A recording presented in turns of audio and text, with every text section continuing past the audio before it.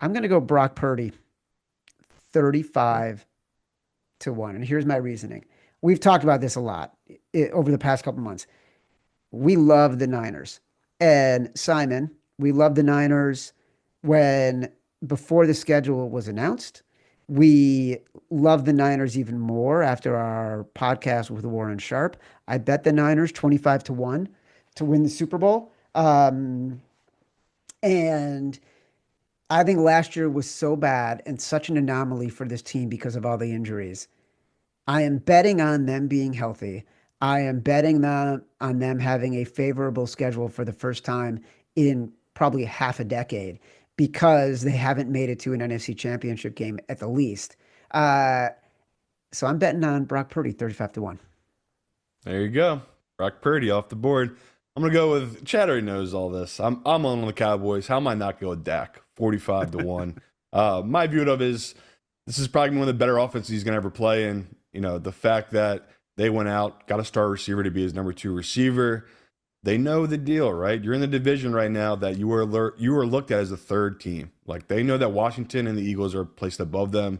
To me, this is the perfect spot to back Dak, a guy who's coming off a fluke injury. And the previous season before that, he was basically second MVP voting. So the fact that we're getting him at 45-1 in a division that he's basically left for dead, I mean, no shock to no one listening to the show. I'm all in on the Cowboys. And we already talked about their schedule. If he goes through that schedule and wins this division, somehow gets to 12 wins, I could easily see him being in consideration for that MVP award. So I like that value here on Dak. All right, that was going to be my second pick. Brandon. So those were my two MVP picks 2 years ago. That was my position for the season going into the year. I think a problem with both of them, you often see like the one-off candidates. I think they both had their MVP year. I think their MVP year was that year 2 seasons ago. Dak finished second. Purdy, I thought, had a real case to win. You often, if you're not Mahomes or Allen or Lamar, one of that level of quarterback, you often have your MVP shot. You have one shot at it with that one great year. I fear with Dak and maybe Purdy that they maybe had that year already. You mentioned Evan. Evan had the stat that in the NBA, the last three MVPs, Shai Alexander, Jokic, and Embiid, all three were 6-1 or shorter. It's the first time in 15 years that we've had three short favorites. In the NFL, the reason I want to do this draft is because we often have longer number MVPs. 7 of the last 10 MVPs have been at 1,100 or longer heading into the season. So typically, if it's just one of those generational Hall of Fame guys, that's fine. We're not going to give you short odds. We're not going to give you like a 2,000 on Mahomes or whatever. If that's who you want, that's who you want. But there is a lot of times where, even Lamar won it at 16-1. Matt Ryan was 75-1 his year. Cam Newton was 50-1. Lamar was 40-1 his first time. So that's why we like the long shots.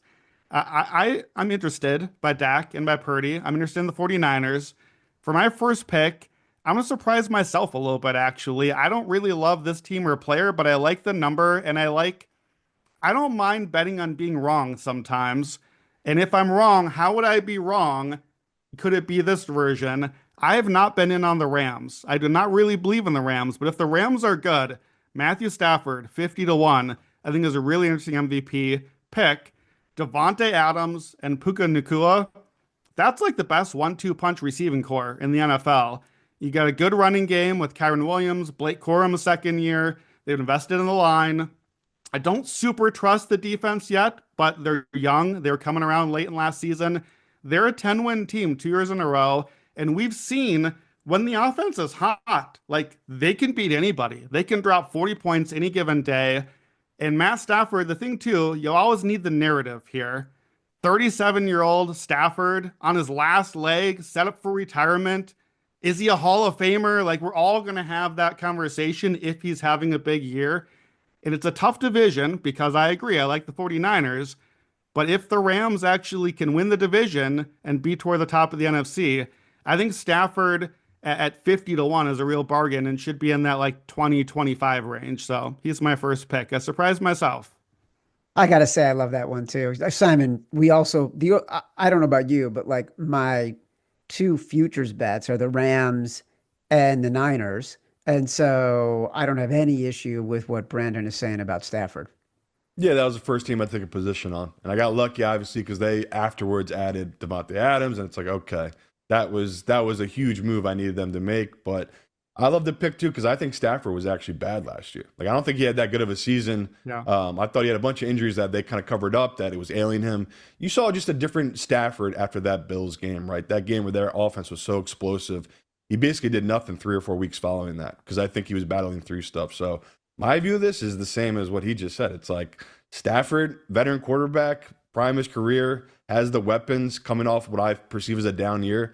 50 to 1, I'd take that anytime on a guy like him.